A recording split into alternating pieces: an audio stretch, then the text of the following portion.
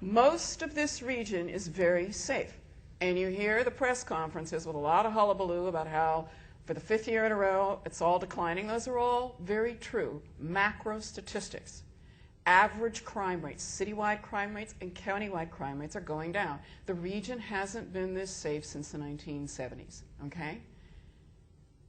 But we are so big, 500 square miles, 700 square miles, that in the neighborhoods that have a containment suppression solution that we have created as a body politic, I'm not blaming the police, in our neighborhoods where we have the gang violence problem, it is raging at such a level that epidemiologists tell us, this isn't a crazy civil rights lawyer hyping language, these are doctors who study violence as a public disease, and we hired 4 of them to tell us, to case the nature of the gang violence problem in this county.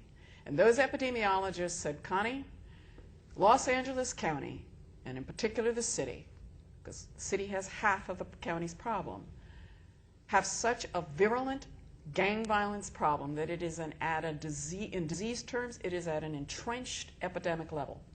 The Attorney General hired George Tita to do an analysis of gang culture. And George Tita also said that Los Angeles not only has an epidemic, it has an entrenched epidemic of youth gang homicides for 20 years. So even though most of us have been safer, if you go down to the hot spots, there is an epidemic of gang violence. And it has a tremendous cost, over $2 billion every year, year in and year out, to all of California taxpayers, and to the County of Los Angeles, a minimum of $1 billion every year in and year out. Those fires that happened, $1 billion every 100 years. This problem is $1 billion to this county alone every single year. So when you ask the scope of the problem, it is at an epidemic level. It affects the poorest and most vulnerable of our poorest children.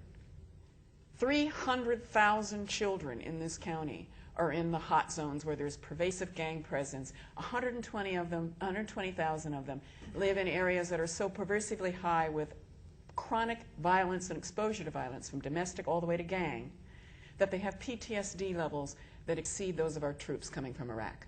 PTSD is post-traumatic stress syndrome, because they're so chronically exposed to violence. If you go in their schools, there are rapes in the hallways and the stairwells and the bathrooms. These are children who see violence from morning, noon to night. They don't get to school safely. In school, they're not safe. They go home. There's violence. On the streets, there's violence.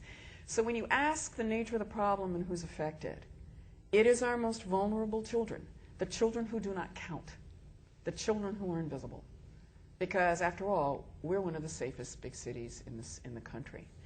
So if you ask who, that's who. If you ask the nature of the problem, it is an epidemic, and it is unique. There is no other region like it in the country. Chicago is a second, but it's not a close second.